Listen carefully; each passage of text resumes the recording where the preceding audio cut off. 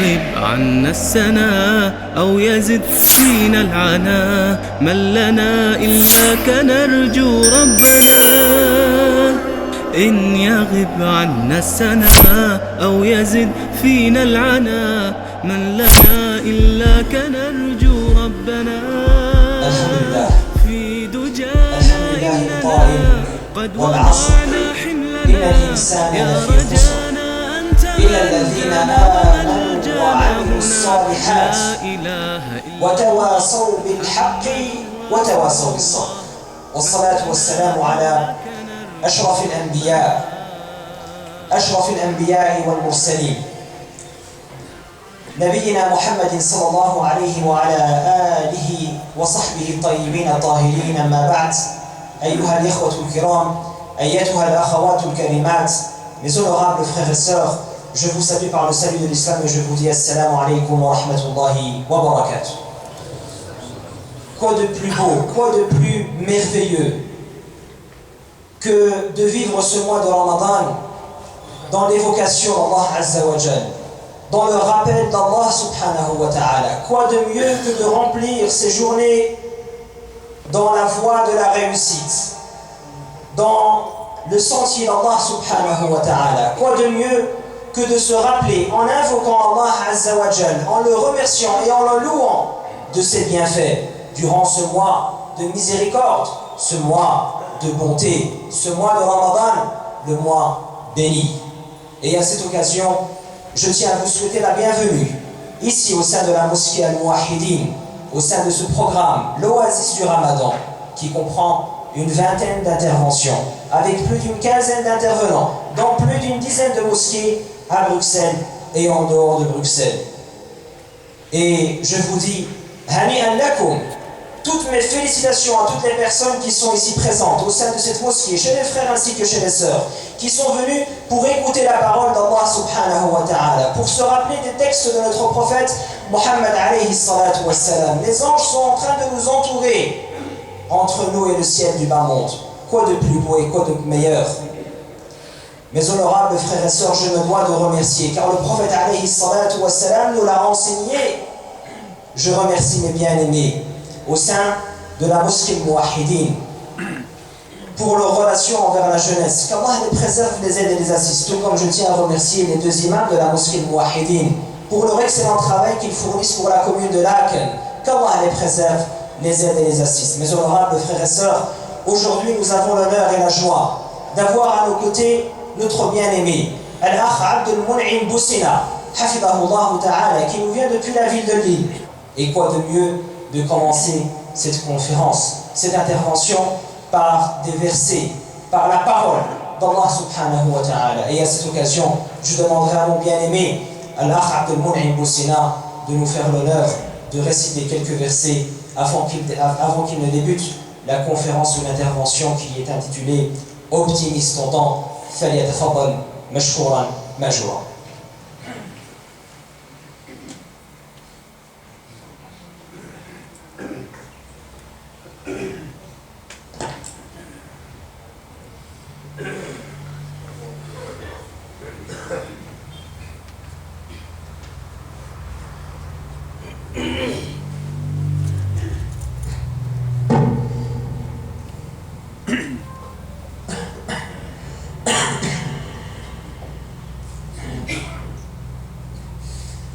أعوذ بالله من الشيطان الرجيم.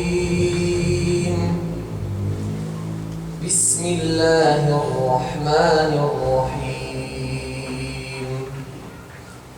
إن هذا القرآن يهدي للتي هي أقوم ويبشر المؤمنين الذين يعملون الصالحات أن لهم أجرا كبيرا وأن الذين لا يؤمنون بالآخرة أعتدنا لهم عذابا أليما.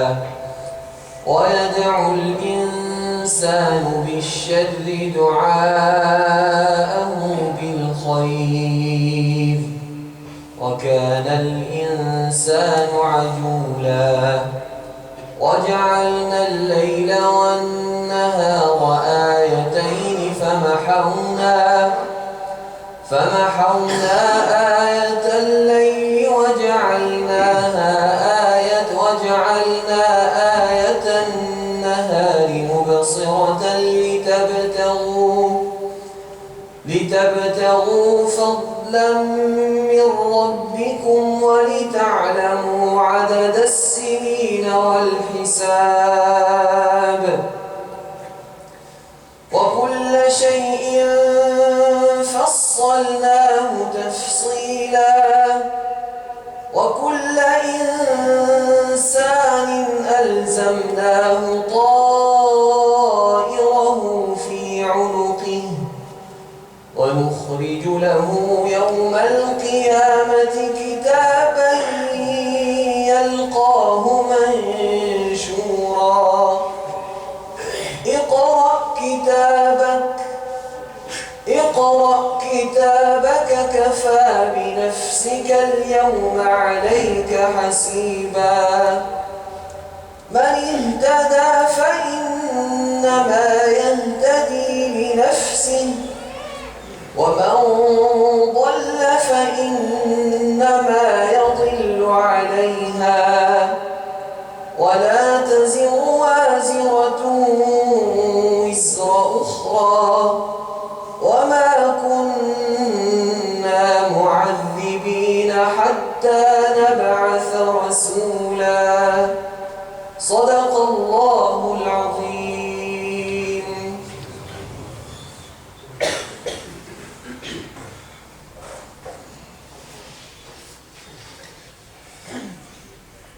بسم الله الرحمن الرحيم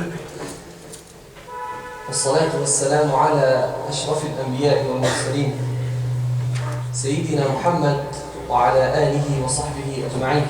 اللهم اشرح لي صدري ويسر لي أمري واحلل عقدة من لساني يفقهوا قولي.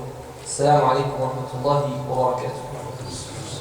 Alors évidemment, première chose, on remercie la mosquée qui nous a accueillis, on remercie les organisateurs, on remercie le frère Elias qui, avec son équipe, organise toutes ces conférences. Et c'est très important d'organiser ce genre de conférences pendant le mois de Ramadan.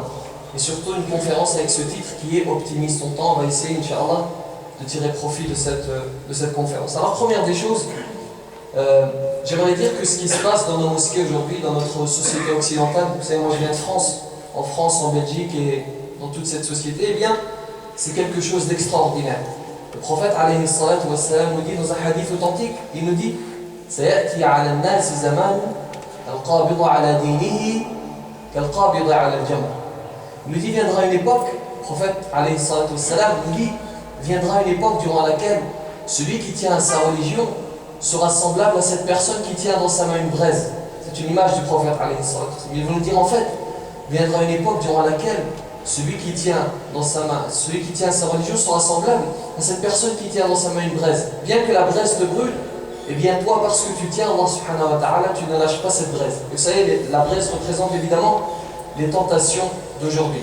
Et comme je vous dis, nous sommes dans une société mondialisée, c'est-à-dire que partout où nous allons, nous sommes tentés. Que tu sois en France, que tu sois en Belgique, que tu sois au Maroc ou que tu sois en Arabie Saoudite, tu es tenté. Parce que nous sommes dans une société mondialisée. Les tentations arrivent partout, arrivent même dans les pays musulmans, dans les pays arabes. Et certains savants, ça peut choquer, cette parole que je vais prononcer peut choquer certaines personnes. Voilà que certains savants, ou plutôt même la majorité des savants nous disent que celui qui tient Allah subhanahu wa ta'ala dans notre société actuelle, il se peut qu'il soit meilleur qu'un compagnon du prophète alayhi salatu wassalam. Vous savez pourquoi? Parce qu'à l'époque du prophète alayhi salatu wassalam, les compagnons étaient entourés du prophète. Les compagnons n'avaient pas toutes ces tentations d'aujourd'hui. Donc toi, si malgré toutes ces tentations, tu tiens Allah subhanahu wa ta'ala, tu peux dépasser un compagnon. Bien sûr, seul Allah subhanahu wa ta'ala a la capacité de discerner sur ce point. Il est le seul à savoir si tu dépasses le compagnon. Ce n'est pas un objectif de dépasser le compagnon. Voilà qu'il pour vous dire, celui qui tient à sa religion, le fait de regarder la mosquée, machallah, est remplie. Et c'est exactement un hadith du prophète sallallahu alayhi wa sallam. Vous tenez tous dans votre main cette braise. Hein, au lieu d'aller, vous savez, dans les salons de thé, etc., eh bien vous êtes dans cette mosquée pour écouter la parole du prophète alayhi salatu wassalam. Et sachez que, comme l'a dit le frère Elias à la minute où il a dit A'udhu billahi minash shaitanir rajim, qu'est-ce qui s'est passé? Deux choses. Les shayatines qui sont encore en liberté se sont enfuis directement et ils ont laissé place à qui? Aux anges. Parce que le hadith du prophète alayhi salatu wassalam, il est clair. À chaque fois que des personnes se rassemblent autour de la parole du prophète alayhi salatu wassalam, plutôt de la parole d'Allah subhanahu wa ta'ala, qu'est-ce qu'il se passe? Plusieurs choses. Rachatuhum al-malaika. Vous savez, les anges nous entourent. La mosquée, machallah, elle est pleine, mais sachez qu'entre vous, il y a des anges. Allah subhanahu wa ta'ala envoie ces anges. Nazalat alayhim as-sakina. Allah subhanahu wa ta'ala fait descendre sur nos cœurs la quiétude. Vous savez, si vous êtes ici assis en train de m'écouter sans que personne ne parle avec personne, c'est pas parce que vous m'écoutez moi, mais c'est parce que vous écoutez la parole d'Allah subhanahu wa ta'ala. Si je parlais d'autre chose, on va pas citer, voilà, si je parlais d'autre chose, vous ne m'écouteriez pas ainsi. C'est parce que c'est la parole d'Allah subhanahu wa ta'ala que vous m'écoutez ainsi. Alors, la première des choses concernant le temps, Allah subhanahu wa ta'ala nous dit dans Surat al-Baqarah, Bismillahir Rahmanir Rahim, Ya ayyuhalladhina amanu, kutiba alaykum as-siyam, kama kutiba ala alladhina min qablikum la'allakum tattaqun. C'est-à-dire qu'Allah subhanahu wa ta'ala a décrété as-siyam, le fait de jeûner, pour une seule raison qui est at-taqwa, qui est la piété. Et at-taqwa, il y a un certain nombre de moyens d'atteindre at-taqwa. Pour atteindre at-taqwa, tu dois prendre conscience d'un certain nombre de choses. Et parmi ces choses dont tu dois prendre conscience, il y a al-waqt, il y a le temps. C'est-à-dire que, regardez, subhanallah, pendant le mois de Ramadan, nous avons une relation particulière avec le temps. Vous savez, avec l'horloge, toujours on regarde l'heure, quand est-ce que c'est le Maghreb. D'ailleurs, tu demandes à n'importe qui à quelle heure c'est le Maghreb, il te dit même il reste 2 heures, 30 secondes, 30 minutes de ce qu'on sait, on a cette relation particulière. Et bien au-delà de tout cela, Allah subhanahu wa ta'ala sait qu'il contrôle tout. Il contrôle même le 2e, le 3e, le 4e degré. Et Allah subhanahu wa ta'ala, au-delà de cette relation gastronomique que nous avons avec le temps, parce qu'il ne faut pas se cacher, c'est une relation gastronomique. Nous ne regardons pas l'heure parce que c'est le Maghreb, nous regardons parce que nous avons mangé. Et bien au-delà de tout ça, Allah subhanahu wa ta'ala, c'est cette pédagogie divine. Vous savez, pédagogie divine, il veut qu'il se crée un lien entre nous et entre l'horloge. C'est-à-dire Allah subhanahu wa ta'ala t'interpelle pendant le mois de Ramadan. Il te dit, regarde, comment est-ce que tu gères ton temps pendant le mois de Ramadan? Eh bien, Allah subhanahu wa ta'ala te dit, au-delà de tout ceci, tu dois apprendre à gérer ton temps, tu dois apprendre à développer une relation avec le temps. Et Allah subhanahu wa ta'ala, lorsqu'il nous fait gérer notre temps, eh bien, il nous rappelle simplement le temps qui passe. Parce que notre vie est constituée de temps. Et lorsque le temps qui t'est imparti sera terminé, qu'est-ce qu'il t'attend? Qu'est-ce qui t'attend? La mort. Ce processus qui te permet de rencontrer Allah subhanahu wa ta'ala. Lorsque le temps imparti est terminé, tu rencontres Allah subhanahu wa ta'ala. C'est pour ça que nous, les musulmans, nous sommes des personnes qui n'avons pas peur de la mort. Bien sûr, lorsque tu perds un proche, tu es triste, voilà qui. Nous aimons, nous sommes des êtres humains qui aimons la mort. Parce que Allah subhanahu wa ta'ala a mis dans notre cœur quelque chose qui nous fait fuir la mort. Regardez le verset. Aynama takunu yudrikkumul maut wa law kuntum fi burujin mushayyada.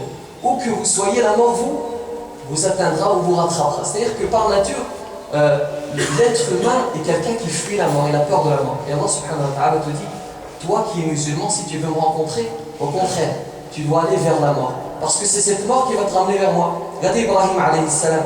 Lorsque l'ange de la mort est venu prendre son âme, qu'est-ce que lui a dit Ibrahim alayhi salam? Vous savez, Ibrahim c'était Al-Khalil, c'était l'ami intime d'Allah subhanahu wa ta'ala. Ibrahim s'étonne de voir l'ange de la mort débarquer chez lui, il lui dit, est-ce qu'un ami, en parlant d'Allah subhanahu wa ta'ala, est-ce qu'un ami envoie l'ange de la mort prendre l'âme de son ami? Et vous savez ce que répond Allah subhanahu wa ta'ala? Est-ce qu'un ami refuse de venir rencontrer son ami? Vous voyez? C'est-à-dire que ce processus qui nous permet de rencontrer Allah subhanahu wa ta'ala, nous devons l'aimer. Regardez le hadith authentique du prophète alayhi salatu wa sallam. Akthiru min dhikri madha min dhikri hadimi al-ladhat. Rappelez-vous constamment, de manière récurrente, le destructeur de plaisir. Et si on fait une première analyse textuelle, on pourrait se dire il y a une contradiction dans ce hadith. Akthiru min dhikri hadimi al-ladhat. Allah subhanahu wa ta'ala nous demande de nous rappeler de celui qui va détruire les plaisirs. Pourtant, Allah subhanahu wa ta'ala nous promet des plaisirs auprès de lui. Voilà qui Allah subhanahu wa ta'ala te dit rappelle-toi, ou plutôt le prophète, alayhi salatu wassalam, Allah subhanahu wa ta'ala, au travers de son prophète, te dit, rappelle-toi de ce processus qui va te permettre d'abandonner les plaisirs mondains, les plaisirs avec un petit p, pour atteindre les plaisirs d'Allah subhanahu wa ta'ala, les plaisirs éternels. Parce que sur cette vie, nous sommes, tous les plaisirs que nous pouvons ressentir, ce ne sont que des plaisirs éphémères. Le plaisir avec un grand P, c'est auprès d'Allah subhanahu wa ta'ala. C'est pour ça que pendant le mois de Ramadan, la gestion du temps doit être quelque chose d'extraordinairement observé. D'autant plus que pendant le mois de Ramadan, Allah subhanahu wa ta'ala est très proche de nous. Ça, il le dit dans Surat Al-Baqarah. وَإِذَا سَأَلَكَ عِبَادِ عَنِّي فَإِنِّي قَرِيبٌ. Est-ce que vous avez déjà entendu l'analyse de ce verset? C'est يسألونك عن الأهلة قل يسألونك عن الأنفال قل يسألونك قل. À chaque fois que Allah subhanahu wa ta'ala dit mes serviteurs te demandent à propos de ceci, dis-leur. C'est-à-dire qu'il demande au prophète alayhi salatu wassalam de nous transmettre un message. Et lorsqu'il parle du fait qu'il est proche de nous, وَإِذَا سَأَلَكَ عِبَادِي عَنِّي فَإِنِّي قَرِيبٌ. C'est-à-dire qu'il ne demande pas au prophète alayhi salatu wassalam de venir nous voir pour nous dire qu'il est proche. Allah subhanahu wa ta'ala te dit, ici la forme du verset reflète le fond. En fait, je te montre par mon texte que je suis proche de toi. La gestion du temps, donc on dit, elle est intimement liée à la mort. Vous allez voir que le temps, Allah subhanahu wa ta'ala l'a mis dans un certain nombre de principes fondamentaux. Vous avez par exemple les 5 piliers de l'islam. Les 5 piliers de l'islam sont imprégnés de la gestion du temps. Regardez as-salat. Vous savez, inna as-salata kanat ala al-mu'minina madha kitaban mawquta. C'est-à-dire que tu pries à un temps bien déterminé. Ash-shahadatan, qui peut nous paraître ne pas avoir de lien avec le temps, ça a un lien avec le temps. Pourquoi? Parce que celui qui veut se convertir à l'islam, il lui faut un certain temps. Il nous faut un certain temps de réflexion pour ensuite entrer dans la religion d'Allah subhanahu wa ta'ala. Fa'alam annahu la ilaha illallah. Sache qu'il est l'unique. C'est-à-dire que tu fais un travail qui va te prendre du temps pour ensuite te convertir à l'islam. Ash-shahadatan, as-salat, az-zakat. Az-zakat, elle se donne à un moment bien déterminé. À chaque fois, tu fais le calcul pour voir combien est-ce que tu dois donner de az-zakat. As-sawm, le mois de Ramadan, c'est un mois bien déterminé. Al-Hajj, c'est un mois bien déterminé. Donc Allah subhanahu wa ta'ala, s'il fait la rencontre, entre ces 5 piliers fondateurs et entre le temps, c'est qu'il veut dire, regarde, les 5 piliers sur lesquels repose l'islam, je les marie avec le temps, pour te montrer l'importance du temps. Et c'est également la même chose avec les 6 piliers de la foi. Vous savez, regardez bien cette analyse subtile. Regardez. Les 6 piliers arkan al-iman, an tu'mina billahi wa malaikatihi wa kutubihi wa rusulihi wa al-yawm al-akhir wa al-qadari khayrihi wa sharrihi. Donc regardez, 3 dimensions. Le passé, an tu'mina, les livres et les prophètes, ça c'est le passé, ça c'est ce qui représente le passé. Les livres sont arrivés dans le passé et les prophètes sont arrivés dans le passé. Le présent, Allah subhanahu wa ta'ala qui est avec toi constamment, et les anges qui nous entourent aujourd'hui. Ça c'est le présent. Et le futur, le jour du jugement et le destin, le qadar. Allah subhanahu wa ta'ala te dit, vis ton présent à la lumière de ton passé pour avoir une place dans le futur. Vous voyez l'interprétation subtile? Vis ton présent à la lumière de ton passé pour atteindre le futur. Ilyas a dit au début, wal-'asr, inna al-insana lafi khusr. Il y a un savant un savant très connu qui s'appelle l'imam al-Shafi'i. Vous connaissez l'imam al-Shafi'i? L'imam al-Shafi'i, c'est quelqu'un qui a reçu un don d'Allah subhanahu wa ta'ala. Ça c'est juste une parenthèse pour vous décrire qui était l'imam al-Shafi'i. L'imam al-Shafi'i, c'était quelqu'un qui a reçu une mémoire telle qu'il était capable d'apprendre le Coran al-Karim en une seule nuit. Et l'imam Shafi'i, vous savez, lorsqu'il partait au marché, vous savez ce qu'il faisait? Il mettait du coton dans ses oreilles. Vous savez, parce que tout ce qu'il entendait, il l'apprenait. Et lorsqu'il apprenait le Coran al-Karim, il cachait la page de gauche parce que s'il ne cachait pas la page de gauche, il était capable d'apprendre, de mélanger les deux pages. Et bien l'imam Shafi'i te dit à propos de Surat al-Asr, il te dit si Allah subhanahu wa ta'ala avait décidé de n'envoyer qu'une seule surah pour résumer le Coran al-Karim, il aurait envoyé laquelle? Al-Asr. Wal-'asr inna al-insana lafi khusr. Allah subhanahu wa ta'ala commence par jurer par le temps. Il dit wal-'asr إن الإنسان لفي خسر إلا الذين آمنوا وعملوا الصالحات وتواصوا بالحق وتواصوا بالصبر. C'est-à-dire que regardez, je vais traduire la sourate wal-asr par le temps. Inna al-insana lafi khusr. L'homme est en perdition, excepté ceux qui croient, etc. Et Allah subhanahu wa ta'ala en fait ici le lien entre le temps et entre la perdition. C'est comme si le temps était à l'origine de la perdition de l'homme. C'est-à-dire que si tu ne gères pas bien ton temps, eh bien tu cours vers ta perte.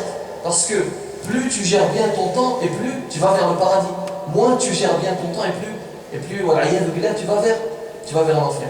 Et vous avez un compagnon qui s'appelle Hanzala qui a rencontré Abu Bakr radiyallahu ta'ala anhu. Il le rencontre et Abu Bakr radiyallahu ta'ala anhu avait pour habitude, comme nous le faisons, alhamdulillah, de demander à son frère comment est-ce qu'il allait, comment est-ce que va la santé. Et Hanzala lui répond, vous connaissez ce hadith authentique, qu'est-ce qu'il répond? Nafaqa Hanzala. Hanzala a été hypocrite. Et Abu Bakr radiyallahu ta'ala anhu demande à Hanzala explique-moi pourquoi est-ce que tu dis que tu as été hypocrite. Et Hanzala va lui répondre j'ai été hypocrite, pourquoi? Parce que lorsque je suis avec le prophète alayhi salatu wassalam, j'ai l'impression de voir le paradis de mes yeux. Tellement nous sommes dans l'adoration d'Allah subhanahu wa ta'ala, j'ai l'impression de voir le paradis. Et c'est là qu'Abu Bakr va dire subhanallah, j'ai le même ressenti. Je ressens exactement la même chose. Lorsque je suis avec le prophète alayhi salatu wassalam, j'ai l'impression d'être au paradis. Et dès que je vais chez ma famille, eh bien, je délaisse un petit peu Allah subhanahu wa ta'ala. Vous savez, je suis avec mon épouse, avec mes enfants, je délaisse un petit peu Allah subhanahu wa ta'ala. Et il décide d'aller voir le prophète alayhi salatu wassalam. Qu'est-ce que le prophète leur répond? Sa'atun wa sa'a. Sa'atun wa sa'a. Chaque chose en son temps. Il leur dit, si vous étiez comme vous êtes avec moi partout, eh bien les anges vous accompagneraient tout le temps. Pour dire, nous ne sommes pas des êtres parfaits premièrement. Nous ne sommes pas des gens qui avons été envoyés par Allah subhanahu wa ta'ala pour être parfaits. Il nous dit dans Surat al-Mulk, liyabluwakum ayyukum ahsanu amala. Allah subhanahu wa ta'ala ne t'a pas envoyé pour être parfait. Vous savez, subhanallah, ces frères que vous trouvez à la mosquée parfois, subhanallah, tu leur serres la main, ton cœur n'est pas apaisé. Ils sont toujours ce qu'on appelle abous, ils sont toujours non souriants, ils te serrent la main de manière dure.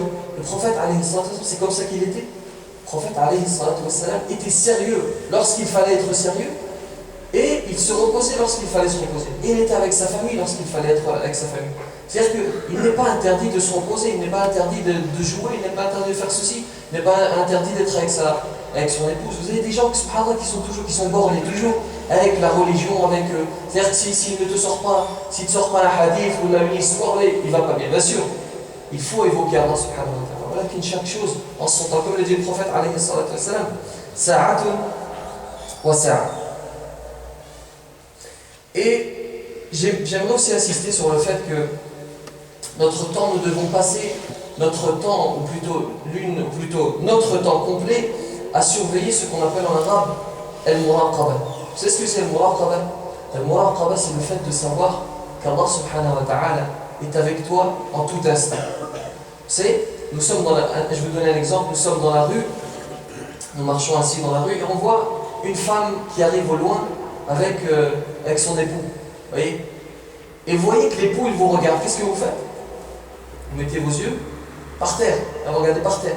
Et à la minute où vous voyez que l'époux regarde autre part, qu'est-ce que vous faites? Vous faites ce qu'on appelle ikhtilas al-nadra. Vous jetez un coup d'œil.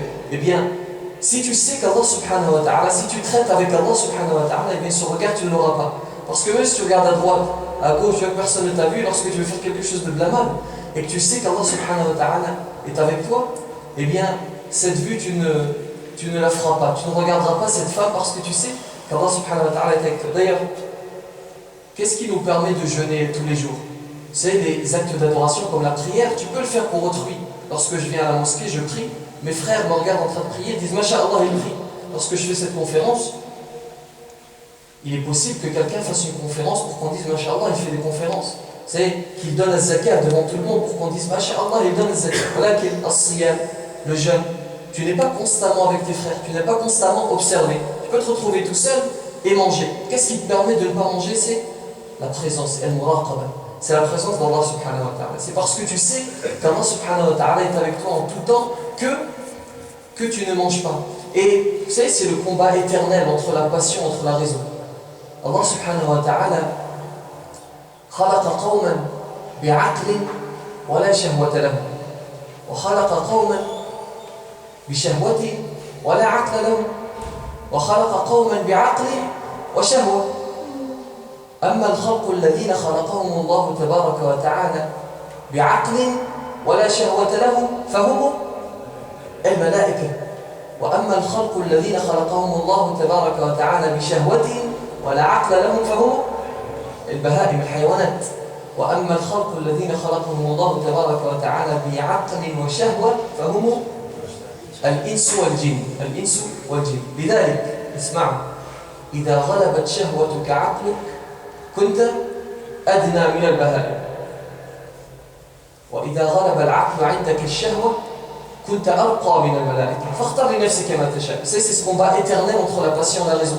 Allah subhanahu wa ta'ala a créé 3 catégories de créatures, 3 catégories d'êtres. Vous savez, vous avez une catégorie d'êtres qui ont une raison et pas une passion. Ce sont des anges, des malaïkas. Et vous avez une catégorie qui a un instinct, une passion, mais qui n'a pas de raison. Ce sont des animaux. Et vous avez une catégorie qui a les deux, qui a la passion et qui a la raison. Ce sont les êtres humains. Les anges, ils n'ont que la raison. Ils n'ont d'autre choix que d'adorer Allah subhanahu wa ta'ala. C'est pour ça que Dieu nous dit dans le Coran al-Karim لا يعصون الله ما أمرهم ويفعلون ما يؤمرون. Ils ne désobéissent point à Allah subhanahu wa ta'ala et ils font ce qu'il leur est demandé de faire. Ils sont soit en adoration, soit en train d'accomplir ce qu'Allah subhanahu wa ta'ala leur demande d'accomplir. Ça, ce sont les anges. Vous avez des animaux qui n'ont d'autre choix, que de suivre leur instinct. Ils n'ont d'autre choix que de manger, de boire et de dormir. Et vous avez entre les deux al-insu wal-jinn. Vous avez, vous et moi, nous avons un instinct et nous avons une raison. C'est pour ça que si ta raison bat ton instinct, qu'est-ce qui se passe? Tu es meilleur, tu peux être meilleur qu'un ange. Parce que l'ange n'a pas d'autre choix que d'adorer Allah subhanahu wa ta'ala. Toi, malgré ce choix, malgré ce nafs qui t'appelle vers le mal, inna nafs ala amaratun bis-su, c'est le nafs nous appelle vers le mal. Malgré ceci, tu te bats contre ton instinct et ta raison va battre ta passion. Allah subhanahu wa ta'ala te récompense. Et par contre, si ton instinct bat ta passion, qu'est-ce qui se passe? Tu es pire qu'un animal. Parce que l'animal n'a pas de choix, il n'a pas d'autre choix que de suivre son instinct. Et toi, si tu suis ton instinct, tu es pire qu'un animal. Donc, pendant le mois de Ramadan, je surveille al-muraqaba. J'accentue le temps qui m'est imparti par Allah subhanahu wa ta'ala, je passe à surveiller. À tout instant, je surveille. Vous savez, c'est un combat perpétuel. Il n'y a pas un moment où tu as une pause, c'est un combat perpétuel. Je surveille toujours mes paroles, je surveille toujours ce que je fais. Est-ce que j'ai pas blessé cette personne? Est-ce que j'ai pas fait ceci? Tu surveilles toujours, tout le temps, ce que tu fais. Pour la gestion du temps, le musulman est quelqu'un d'organisé. J'ai vu de mes propres yeux des chouyours, des grands chouyours en Arabie Saoudite, prendre une feuille, se poser sur une table, être modeste devant Allah subhanahu wa ta'ala et écrire. Voilà ce que j'ai envie de faire aujourd'hui, voilà ce que je vais faire demain. Vous savez, pour nous, ça c'est pour les gamins, ça c'est pour ceux qui sont à l'école, ils écrivent ce qu'ils font. Tu t'assois sur une table, tu es modeste devant Allah subhanahu wa ta'ala et tu gères ton truc. Parce que c'est ce temps qui va te permettre d'entrer au paradis. Tu dis aujourd'hui je fais ceci, demain je fais ceci. Le musulman est quelqu'un d'organisé. Ensuite, ce qui est important pour la gestion du temps, c'est de l'occuper par ce qui est bien. Par exemple, al-dhikr, le fait de se rappeler d'Allah subhanahu wa ta'ala. الذين يذكرون الله قياما وقعودا وعلى جنوبهم. Ceux qui évoquent constamment Allah subhanahu wa ta'ala lorsqu'ils sont debout, lorsqu'ils sont assis, lorsqu'ils sont couchés, lorsque tu es dans la rue, lorsque tu es dans le métro, lorsque tu marches. Vous avez des métros, non? Lorsque tu es dans le métro, dans le tram, tu évoques Allah subhanahu wa ta'ala, tu es avec Allah subhanahu wa ta'ala. Pourquoi? Parce que, regardez subhanallah, nous les êtres humains, nous sommes des gens qui nous rappelons de ce Seigneur lorsque nous sommes dans la difficulté. Pas seulement le musulman, l'être humain. Vous savez, ceux qui disent en anglais « Oh my God », vous savez, et ils se rappellent, par instinct, ils se rappellent de leur créateur. Nous disons « Ya Rab », certains disent « Oh my God ». C'est-à-dire que tu te rappelles d'Allah subhanahu wa ta'ala lorsque tu es dans la difficulté. Eh bien, c'est la différence avec le musulman. Le musulman se rappelle d'Allah subhanahu wa ta'ala. Regardez bien la nuance. Le musulman se rappelle d'Allah subhanahu wa ta'ala lorsqu'il est dans la difficulté, lorsqu'il est plutôt dans la facilité, pour qu'Allah subhanahu wa ta'ala se rappelle de lui dans la difficulté. C'est une justice d'Allah subhanahu wa ta'ala. Tu te rappelles de moi, je me rappelle de toi. Kul ma'allahi, tara Allah ma'ak. Kul ma'allahi, tara Allah ma'ak. Tu occupes ton temps à faire un dhikr. Tu occupes ton temps à réciter le Coran al-Karim, surtout pendant ce mois béni. Shahr Ramadan alladhi unzila fihi al-Quran Si Allah subhanahu wa ta'ala a choisi Ramadan pour le Coran, ce n'est pas opportun, ce n'est pas son but. Allah subhanahu wa ta'ala choisit ce mois de Ramadan pour te dire, tu entres dans le mois de Ramadan, le mois durant lequel j'ai descendu le Coran al-Karim, accentue ta relation avec le Coran al-Karim. C'est pour ça que les savants se sont réunis, ils ont étudié la situation. Ils ont remarqué le fait que plusieurs personnes, vous savez ce qu'ils font? Ils prennent le Coran al-Karim du début, al-Fatiha, ils terminent à An-Nas. Ça c'est très bien, les savants saluent ce geste, c'est très très bien de faire ceci. Vous savez ce qu'ils disent? Ils conseillent autre chose. Paradoxalement, ils disent, ce qui est important pendant le mois de Ramadan, ce n'est pas de le terminer. Parce que ils ont sorti toutes les sources, à aucun moment. Le prophète alayhi salatu wassalam n'a obligé de terminer le Coran al-Karim. Tu peux le faire, c'est très bien, voilà qu'il n'y a aucun moment. Vous savez ce qui est demandé? Ce qui est demandé, c'est de prendre une partie du Coran. C'est de prendre cette partie peut-être relative. Ça peut être 2 hizb, ça peut être 10 hizb, ça peut être 20. Chacun selon ses capacités. Parce que l'apprentissage du Coran ou la lecture du Coran, c'est comme un marathon. Tout le monde commence, vous savez, il y a des milliers de personnes qui commencent le marathon. Et à la fin, combien est-ce qu'il en reste au bout de certains nombres de kilomètres? Quelques personnes, une dizaine ou plutôt une centaine de personnes. C'est exactement la même chose. Ce qu'il est conseillé de faire, c'est de prendre une partie du Coran et de la méditer. Parce que le prophète sallallahu alayhi wa sallam nous dit, ce qui est important, c'est la lecture, la compréhension et l'application. Si tu lis seulement, ça ne sert à rien. Et dans les mosquées, c'est les courses. C'est, subhanallah, c'est plus une tradition qu'une religion. Lorsque dans les mosquées, ils disent Mashallah, le Coran ça, ils disent, ils ont terminé le Coran dans cette mosquée. Dès que j'aime le Coran, tu sais, ils disent dans cette mosquée, non, c'est ce qu'ils ont dit à notre propos. Ça y est, à Lille, il y a une ville qui s'appelle Villeneuve dans laquelle je fais le tarawih. Nous avons décidé, parce qu'il est trop tard, parce qu'il y a des anciens qui prient avec nous, parce que le prophète ne l'a pas obligé, de ne pas terminer le Coran. On a fait une fdéha, on a fait quelque chose d'énorme. Non, le prophète ne t'a pas obligé à faire. Le prophète plutôt, c'est ce qu'il t'a obligé à faire. Il t'a obligé à regarder derrière toi. Est-ce que tu as des gens malades? Est-ce que tu as des gens qui sont vieux? Est-ce que tu as des gens qui travaillent le lendemain? C'est ça qu'il t'a obligé à faire. Mais nous, par tradition, parce qu'on est venu du bled, c'est d'Algérie, du Maroc, de la Tunisie, on est venu avec ça. On est venu avec des gens qui terminent le Coran al-Karim. C'est un honneur. Ce n'est pas un honneur de terminer. C'est quelque chose de très très bien. Voilà, si c'est juste pour faire et terminer le Coran al-Karim, ça ne sert à rien. Si tu n'as rien compris le Coran al-Karim, eh bien ça ne te sert à rien. Ce qui est important, les savants disent, tu prends une partie du Coran. Tu prends 5 hizb, 10 hizb selon tes capacités et tu médites et tu te dis voilà ce verset, ce qu'il veut dire, je l'applique dans ma vie de tous les jours. C'est ce que faisaient les compagnons. Les compagnons, il était très difficile pour eux d'apprendre le Coran al-Karim. Pourquoi? Parce qu'à chaque fois qu'ils apprenaient un verset, ils allaient l'appliquer dans leur vie au quotidien. Nous, c'est ça qu'on fait. Nous, on apprend le hizb, on ne sait même pas ce qu'on dit dans le. C'est lorsqu'on prie, on ne sait même pas ce qu'on dit. Les compagnons du prophète appliqués. Et nous, il nous est facile de l'apprendre et il nous est difficile de l'appliquer. Al-Dhikr, Al-Qur'an al-Karim est quelque chose de très important à l'istighfar. Le fait de quelque chose de très très banal, de dire astaghfirullah, de faire ce qu'on appelle l'istighfar.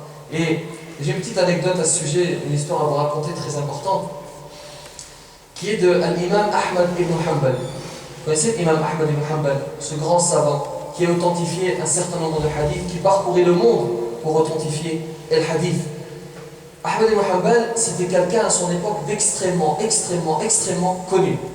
Parce qu'il a écrit un certain nombre d'ouvrages, tout le monde connaît son nom, tout le monde se réfère à lui pour el-ilm, pour la science. Mais l'imam Ahmad ibn Hanbal n'était pas quelqu'un dont le visage était connu. Parce qu'à l'époque, évidemment, il n'y avait pas de caméra, il n'y avait pas tout ce que nous avons aujourd'hui. L'imam Ahmad ibn Hanbal, il arrive dans une ville, il entre dans cette ville, c'est le soir, il veut dormir à la mosquée, il entre dans la mosquée. Il entre dans la mosquée, il se prépare pour dormir, et qu'est-ce qui se passe? Le gardien de la mosquée arrive et tire Ahmad ibn Hanbal comme un vaurien, parce que le gardien connaît évidemment Ahmad ibn Hanbal, voilà, comme je vous dis, il ne connaît pas son visage. Il prend immédiatement Ahmad ibn Hanbal, le tire de la mosquée, le sort comme un vaurien. Et à ce moment-là, vous avez une personne qui passe, un boulanger, le détail est important, vous avez un boulanger qui passe, et qui va voir la scène. Le boulanger, évidemment, connaît Ahmad ibn Hanbal, mais il ne connaît pas son visage. Il va proposer, parce que c'est un bon musulman, entre guillemets, d'héberger Ahmad ibn Hanbal. Il va proposer d'héberger Ahmad ibn Hanbal. Ahmad ibn Hanbal accepte, ils vont passer la nuit ensemble. Et le boulanger se réveille assez tôt pour préparer le pain. Et Ahmad ibn Hanbal décide d'accompagner le boulanger. Il se lève également avec lui. Et le boulanger commence à préparer le pain, et Ahmed ibn Hanbal remarque une chose dont je vous ai parlé, al-istighfar. Il remarque que le boulanger fait beaucoup al-istighfar, astaghfirullah, astaghfirullah. Et Ahmed ibn Hanbal va poser une question, mais Ahmed ibn Hanbal connaît la réponse. Là qu'il veut voir si ça correspond à sa connaissance. Il va dire, depuis que tu as commencé à faire al-istighfar, qu'est-ce que ça t'a apporté dans ta vie? Et le boulanger va répondre, subhanallah, depuis que j'ai commencé à faire al-istighfar, au-delà du fait que peut-être Allah subhanahu wa ta'ala va me pardonner, eh bien, à chaque fois que je fais l'istighfar, à chaque fois que je demande quelque chose à Allah subhanahu wa ta'ala, eh bien, Allah subhanahu wa ta'ala me le donne. J'ai demandé une boulangerie, Allah subhanahu wa ta'ala me l'a donné. J'ai demandé un mari, Allah subhanahu wa ta'ala a fait en sorte que je me marie. Donc, pour moi, l'istighfar apporte le fait qu'Allah subhanahu wa ta'ala accepte mon invocation. Ensuite, il va nuancer son propos, il va rajouter, voilà qu'il y a un mystère qui persiste. Tout ce que je demande, je l'ai, sauf une chose. Vous savez ce que c'est? C'est ce que c'est cette chose? Le fait de voir Ahmed ibn Hanbal. Il dit, j'ai toujours demandé à Allah subhanahu wa ta'ala de rencontrer Ahmed ibn Hanbal. Et Ahmed ibn Hanbal va lui répondre, me voilà pour toi, Allah subhanahu wa ta'ala m'a tiré vers toi, et il fait référence au moment où il a été tiré de la mosquée. Subhanallah, vous voyez, donc, généralement, nous les êtres humains, nous cherchons des... Vous savez, je fais ceci, qu'est-ce que j'ai? Eh bien, fais l'istighfar, Allah subhanahu wa ta'ala accepte tes invocations. C'est quelque chose de concret, quelque chose de très simple. Astaghfirullah, comme la prière, comme tout acte d'adoration, tu dois faire ceci de manière active, pas de manière passive. Parce que nous sommes là, lorsque nous prions, malheureusement, ça arrive à tout le monde. Commencez par moi. Lorsque nous prions Allahu Akbar, et tu penses à Delia qui a les réductions sur Delia, tu penses à Zlabiya. Subhanallah, subhanahu wa ta'ala te dit, lorsque tu pries, ta prière doit être active. Lorsque tu dis Allahu Akbar, tu oublies tout ce qui t'entoure. Nous sommes dans cette mosquée, tu oublies tous les fidèles qui sont autour de toi, tu te concentres sur Allah subhanahu wa ta'ala. C'est ainsi qu'il acceptera ta prière. C'est exactement la même chose avec l'istighfar. Je dis astaghfirullah, mais je sais ce que je dis, pas de manière mécanique. Lorsqu'on termine la prière, on fait tous c'est les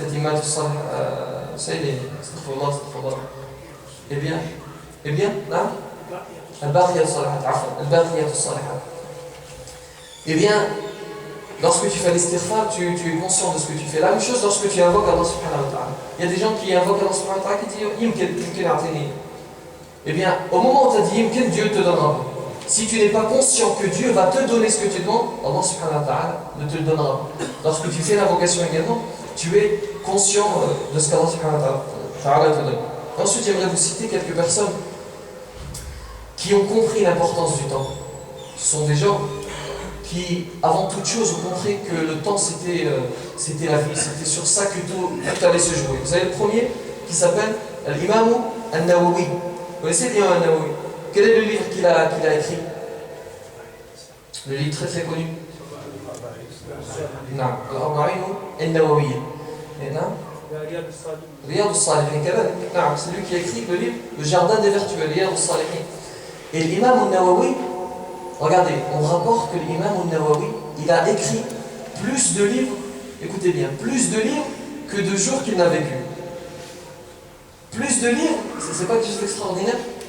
C'est-à-dire que la moyenne, c'est plus d'un livre par jour. Si tu fais le calcul, la moyenne, c'est plus d'un livre par jour. Après, le livre, c'est relatif, ça peut être 400 pages, ça peut être 30 pages. Mais subhanallah, pour vous dire, et l'imam al-Nawawi fait partie de ces savants qui disaient, s'il m'était capable d'acheter du temps, eh bien je l'achèterais. L'imam al-Nawawi, rahimahullah ta'ala. Vous avez également, là, on dit, mais tu me parles de Nawawi il y a quelques siècles. On va prendre un savant contemporain qui s'appelle Cheikh Moussa al-Sharif. Vous connaissez Cheikh Moussa al-Sharif? Cheikh Moussa al-Sharif تبحر في العلوم كلها تبحر في الشريعة تبحر في القراءات العشر تبحر في الفقه. C'est-à-dire qu'il a été diplômé dans un certain nombre de sciences. Il a pris al-hadith, il a pris al-sharia, il a pris al-fiqh, il a pris les 10 lectures du Coran, quelque chose de très très difficile à faire, les 10 lectures du Coran auprès de Cheikh Ayman. Et en plus de tout ceci, qu'est-ce qu'il est? Vous savez son métier c'est quoi? C'est Elias, qu'est-ce que c'est son métier? Tayyar. Il est pilote de ligne. Malgré tout, vous savez qu'il est très difficile de devenir tayyar, de devenir pilote de ligne.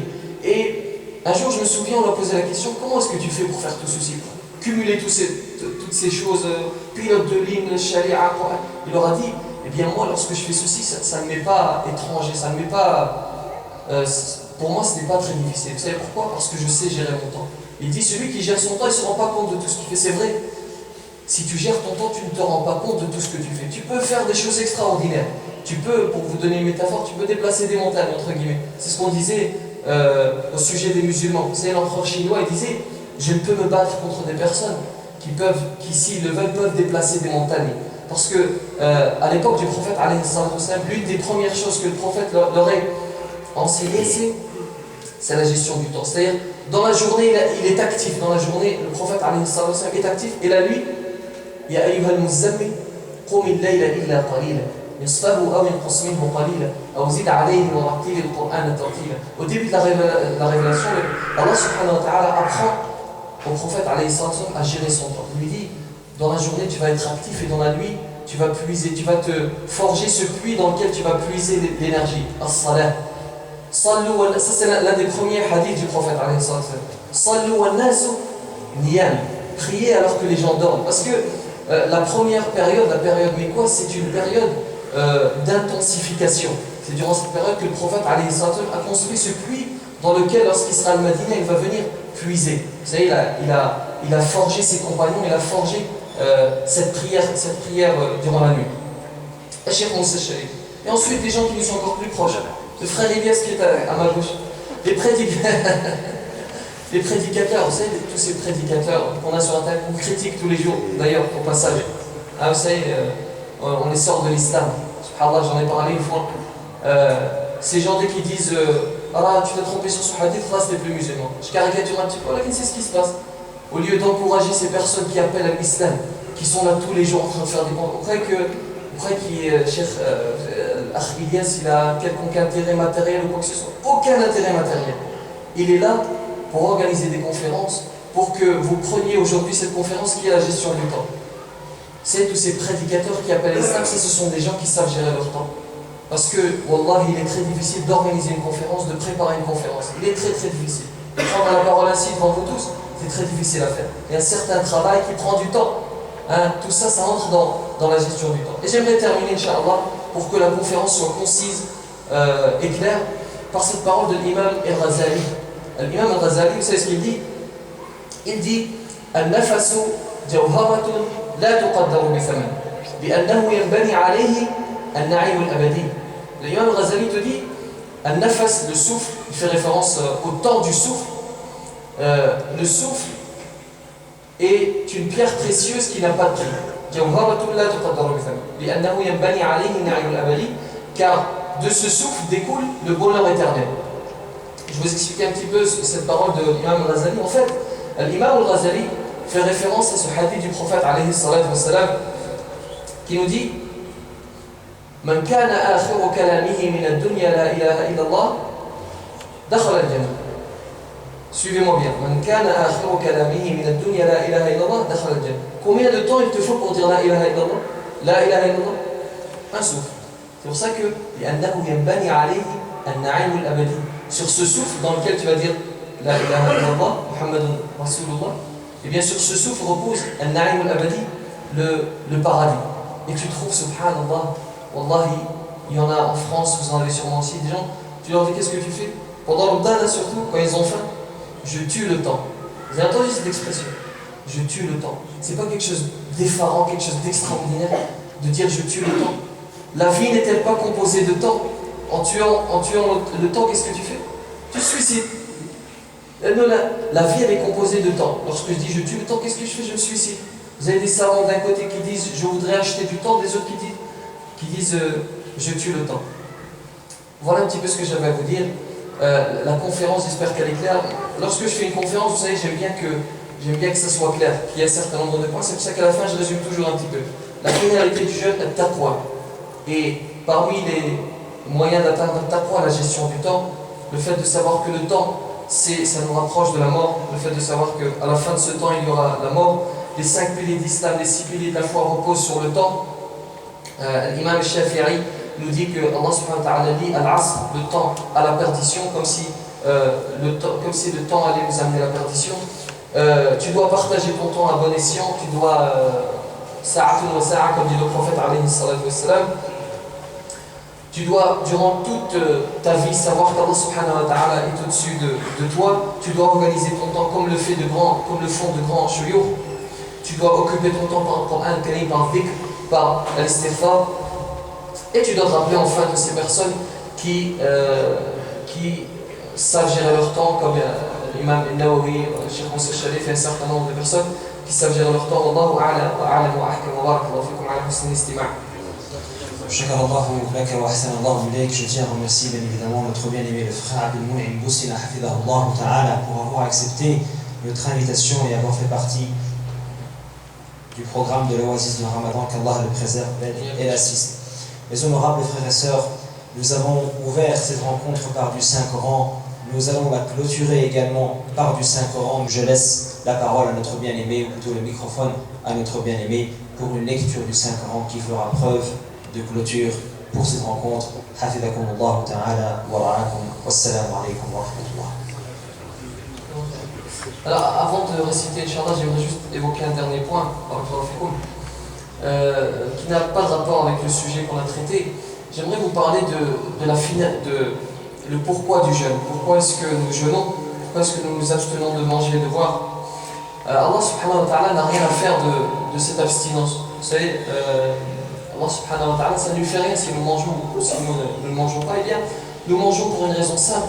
Nous ne mangeons pas pour une raison simple, pour nous rappeler de ces personnes qui durant toute l'année ne mangent pas. Vous savez, c'est ça le but de jour, en fait, de ressentir la faim, c'est ressentir ce que ressentent ces millions de personnes. Et ça me tient à cœur, j'ai vraiment voulu en parler. Vous savez, tous ces Somaliens qui meurent de faim. Allah subhanahu wa ta'ala a mis entre nos mains al-aman. Vous savez, ces Somaliens, c'est à nous de les nourrir. C'est Allah subhanahu wa ta'ala qui les nourrit, bien sûr. Voilà qu'il est à travers nous. C'est à travers le don que tu fais qu'Allah subhanahu wa ta'ala nourrit toutes ces personnes qui meurent de faim. C'est ça que j'aimerais juste vous dire, que ressentir la faim, c'est la théorie. Tu ressens la faim, tu ressens la soif, très très bien, c'est la théorie. Voilà qu'à la fin de Ramadan, il y a ce qu'on appelle Zakat al-Fitr. Zakat al-Fitr, c'est l'application de la théorie. C'est est-ce que tu as compris le message? Si tu as ressenti cette faim, tu as compris le message, eh bien, tu donnes Zakat al-Fitr. Je dis ceci parce que beaucoup de frères, malheureusement, l'oublient. N'oubliez pas Zakat al-Fitr pour ces Somaliens qui meurent de faim parce que la communauté internationale ne se mobilise pas pour la Somalie. L'année dernière, les Somaliens ont connu une famine sans précédent. Vous vous en souvenez? Pendant le mois de Ramadan, justement, une famine sans précédent. Et à la même époque, il y a eu la crise de la Grèce. Et la communauté internationale s'est mobilisée. On a eu des annonces, etc. pour en sortir combien? 1 milliard d'euros pour la Somalie. Et la Grèce, des milliards et des milliards. Vous savez? Vous voyez le deux poids, deux mesures. C'est-à-dire qu'ils considèrent que le Somalien est moins humain que le grec, subhanallah. Est-ce que le Somalien est moins humain que le grec? Là, wallahi, le Somalien est autant humain que le grec. Voilà qui me sait pourquoi. Voilà qui me savez pourquoi est-ce qu'on fait ceci? Parce qu'il faut laisser les pays riches et il faut laisser le pauvre pauvre. Pour être quelqu'un de riche, on a besoin d'un pauvre. C'est pour ça qu'on est tout à fait capable d'aider la Somalie entièrement, que ça devienne un pays. Voilà qui la volonté n'est pas là.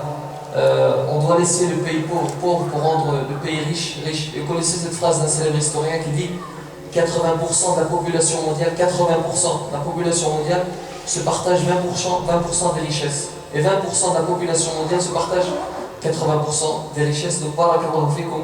N'oubliez pas Zakat al-Fitr à la fin de ce mois béni. Barakallahu fikum. أعوذ بالله من الشيطان الرجيم بسم الله الرحمن الرحيم لا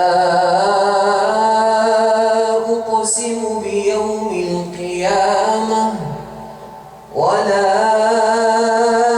أقسم بالنفس اللوامة أيحسب الإنسان أن لن نجمع عظامه بلى قادرين على أن نسوي بنانه بل يريد الإنسان ليفجر أمامه يسأل أيان يوم القيامة فإذا فإذا برق البصر وخسف القمر وجمع الشمس والقمر يقول الإنسان يومئذ أين المفر كلا لا وزر إلى ربك يومئذ المستقر ينبأ الإنسان يومئذ بما قدم وأخر بل الإنسان على نفسه بصيرة ولو ألقى معاذيره لا تحرك به لسانك لتعجل به إن علينا جمعه وقرآنه فإذا قرأناه فاتبع قرآنه ثم إن علينا بيانه كلا بل تحبون العاجلة وتذرون الآخرة وجوه يومئذ ناظرة إلى ربها ناظرة ووجوه يومئذ باسرة تظن أن يفعل بها فاقرة كلا إذا بلغت التراقي وقيل من راق وظن أنه الفراق والتفت الساق بالساق إلى ربك يومئذ المساق فلا صدق ولا صلى ولكن كذب وتولى ثم ذهب إلى أهله يتمطى أولى لك فأولى ثم أولى لك فأولى أيحسب الإنسان أن يترك سدى ألم يك نطفة من مني يمنى ثم كان علقة فخلق فسوى فجعل منه الزوجين الذكر والأنثى أليس ذلك بقادر على أن يحيي الموتى صدق الله العظيم.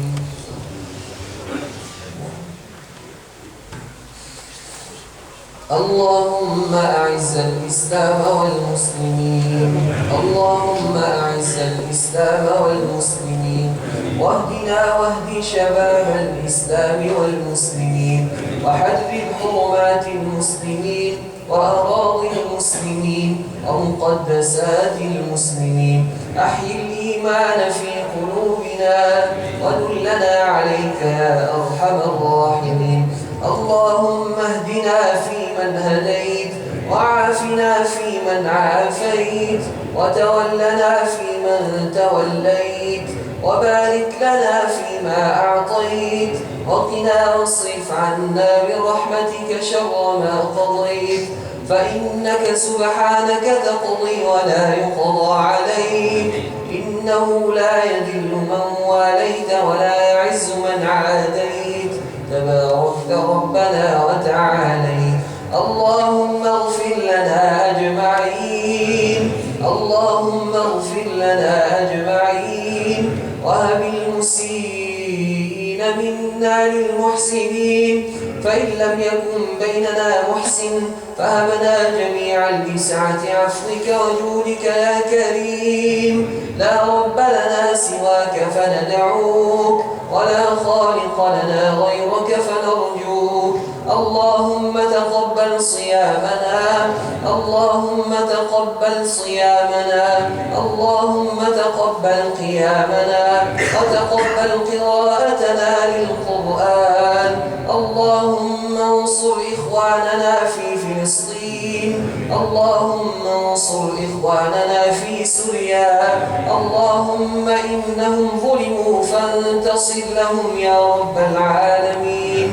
اللهم كن مع إخواننا في برما، اللهم كن معهم يا رب العالمين. اللهم ارحم موتى المسلمين، اللهم ارحم موتانا وموتى المسلمين. اللهم ارحمنا إذا صرنا إلى ما صاروا إليه تحت الجنادل والتراب وحدنا. اللهم ارحمنا إذا غسلنا أهلنا، وارحمنا إذا كفنونا، وارحمنا إذا حملونا على أكتافهم وساروا بنا إلى قبورنا وأغلقوا علينا بابها. اللهم اجعلها روضة من رياض الجنة، ولا تجعلها حفرة من حفر النيران. ربنا آتنا في الدنيا حسنة وفي الآخرة حسنة وقنا عذاب النار، وادخلنا الجنة مع الأبرار. سبحان ربك رب العزة عما يصفون، وسلام على المرسلين، والحمد لله رب العالمين.